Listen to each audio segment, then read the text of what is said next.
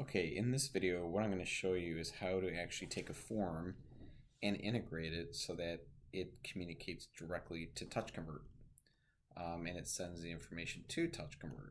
So one of the first things we're going to do here is we're going to click on Show More Options. And what this will do is, on the screen here, there's actually a link at the bottom here that basically allows you to have submissions communicate to a third-party platform. So these are called endpoints. So we're just going to basically, this is the endpoint that we want to add in to the form so that the form communicates and sends the data directly over to TouchConvert. And so we're going to put that in, we're going to hit save. Now the form will communicate to that endpoint and it will send anything that's submitted over. So here you can use any standard form that you want, but we need to add some extra new things at the bottom of this form. One of the first things that we have to add in is a site token. So we're going to go up here and we're going to click on text, and that's going to add a field here. We're going to open this field up, and one of the things we want to do is we want to make this hidden, and we want to we're just going to call this site token. And the visitor is not going to see this, and I'm going to put this at 100. This is important. This has to be, the variable name has to be written exactly like that. And then there's a value that we want to put in here too. So down here, this is where your site token is going to go. And I'm just making a fake one right now. And then you hit save. And what you'll see when we're done is that there is now a variable that will get passed to that endpoint with the site token value. And we're going to add another one. We're going to add another text field. And these are all going to be hidden fields.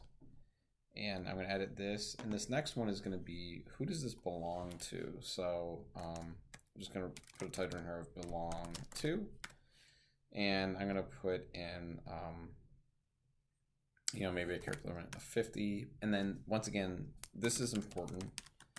You have to write this exactly as it is because it's a variable that we're basically data mapping, and it's called belongs underscore to. We're going to make this hidden. And then in the value, you could just put whoever this belongs to. So I might put like Dan at Virteom. And now what will happen is this lead will actually be assigned to Dan. So that's who it's going to belong to once that lead goes in, because you might have multiple people. So now I've got that one done. And we're going to keep doing this over and over. We got a lot of hidden text fields to add here, but there are 4 different things. This one here is going to be called app title. By the way, it doesn't matter what the element name is, but what matters is the variable name. It has to be exact. So app underscore title. And then I'm going to go down to val. Well, first off, make sure we make this hidden. And the value might be, it could be whatever you want. Lead from website. It could be lead from a page on the website. It could be whatever you want, just so you know what it is. And so now what we have here is we have an opportunity that's getting assigned to Dan with the title lead from website. And we're going to add another one. We're going to just keep doing this over and over. And this one here is going to be called app points. So we have app points. And it's based on a 1,000 number scale. So I'll tell you what I mean by that. So if you notice in TouchConvert, you have like hot or cold, and here I'm going to put in like 600. So this is going to basically make it warm. If I were to make this value 1,000, it would make it hot. So we'll say it's warm. You can make it 800 if you want. It'll make it a little bit hotter. 100 would be ice cold, that kind of thing. So we now have our point value in here, and we're basically saying that because they filled out a form, it's probably pretty hot on the website. And so that's our point system. And I'm going to add another text field. I'm just going to keep doing this over and over. Oh, you notice in here too, let's just make sure I mark that as hidden. No, I didn't. So always make sure you get that marked as hidden, and it won't show up on the form on the website. Next one in here is app stage. And you'll need to know what your stage titles are to do this one. So if you customize the stages, then you'll have to make sure you write that right. So in this particular case, I'm keeping it based on the default, which is prospecting is one of the stages. So this lead is going to go into the prospecting stage of the funnel. And I'll make sure I make this hidden and hit save. Now I've got my op stage, and I'll keep doing this over. Going back up here, I might just hit the text field like a bunch of times here because I got to put a bunch of these in. That'll give me more to work with here. I'm also going to put in, by the way, a lot of this stuff is optional. You don't have to put these in, but it's good because it just sets everything up automatically. So this one here is the source. So it's just simple. It's app_source. Make it hidden. My source will be the website. That's where this came from. That's my lead. My lead came off the website. And then another one in here is going to be the action. So action, and my action is going to be you have to put a character limit in there. It's just lowercase action like that. And my action might be call this person back. So that's going to go into the task list of TouchConvert. And it'll basically say call him back. Oops. And my next one here is this one's actually called redirect URL. And oops.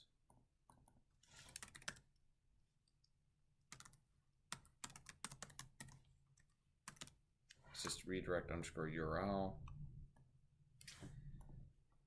You can leave this one blank because you are using the auto-responding system inside of Virteom for the thank you. But if this was like a static form that you just wanted to paste on a site somewhere, you would then want to put a value in here of where that thank you page would be. So we'll just leave that one blank. And I'm going to keep adding more because we got lots of options here. Once again, you don't have to do all of these, but I wanted to show you just about everything. So we have redirect. You have to put this one in. This one here is just redirect. And maybe give it like a 30. This one is just redirect, like that. And you want to put the value of true in here. And make sure that it's hidden. It's one thing I always seem to forget there. And then the last one that you can add here is called time difference. And we could put, we could put in, it's just going to be time _ difference. And it's going to be hidden. And in here, this is basically in seconds. So I think if I put that, what this does is this basically sets the due date from the point of submission. So like I think 84,000 seconds is 2 days. So this will be due in 2 days. So you'll have to use your calculator and figure out, okay, from the point of the submission, when do I want to make this due? And that's going to be your time difference. And then you're good there. And then I clicked one extra field, which I don't think we need, so I'm going to delete that. But if we look here now, we can kind of see, see how like this one's got a field. This shows you that I didn't make this hidden. So that's one way to see it pretty clear. So you don't want any of those showing because they'll actually show in the form. You want these all to be hidden. So now I basically have connected. So when somebody fills this out, it's gonna basically talk to the account. It's gonna assign it to Dan. It's gonna give him a title.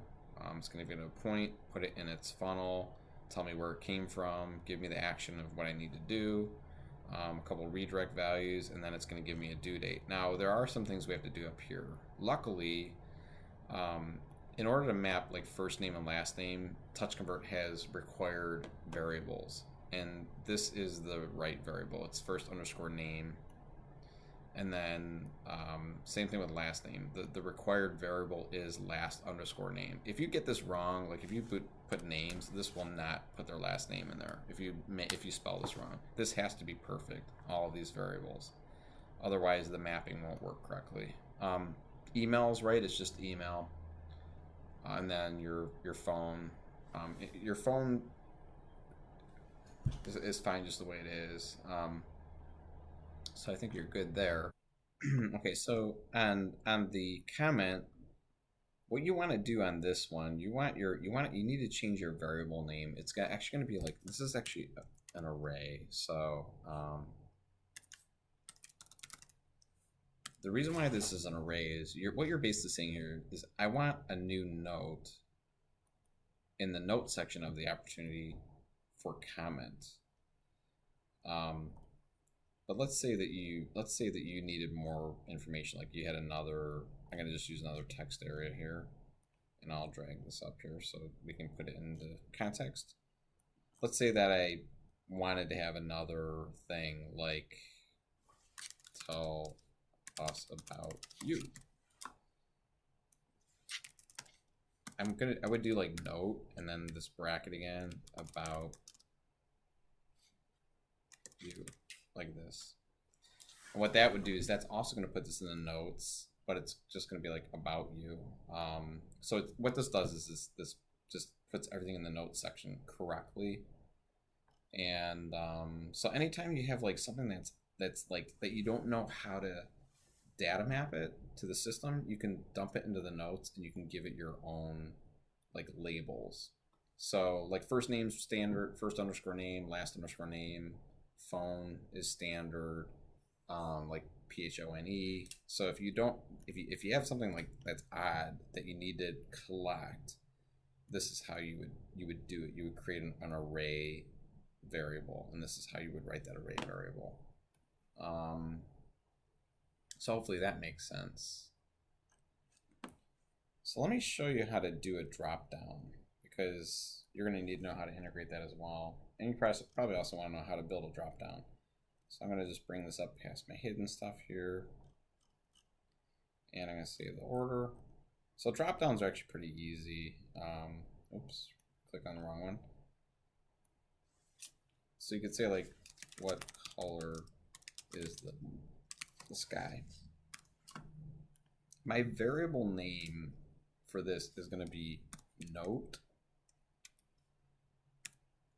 sky. Okay, so that's going to go in my note section. The answer will, it's basically what it's going to do is it's going to, when it's in the note section of TouchConvert, it's going to say sky : and then the answer. So that's sort of like your title. But down here is where we would put our items separated by comma. So we put like blue, red, orange, green, like that. And I mean that's basically it. There's not much you need to do outside of that. So if I hit save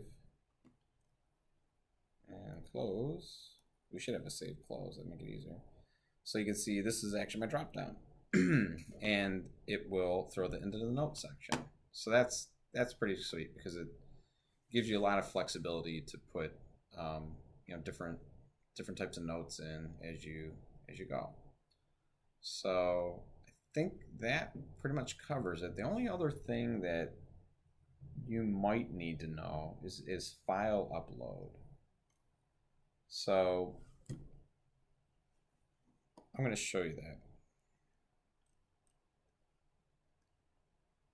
So in here, I'm going to click File Upload. That's basically going to put a file uploader in here, and I'm going to move this up.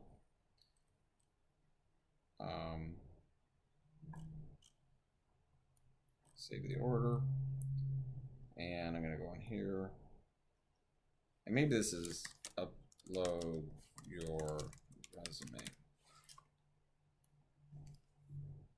I give that a character limit of maybe 100, and this is a different type of array. It's not a note array, this is a file array, so it's going to be like this file bracket resume. So that's basically going to be my title.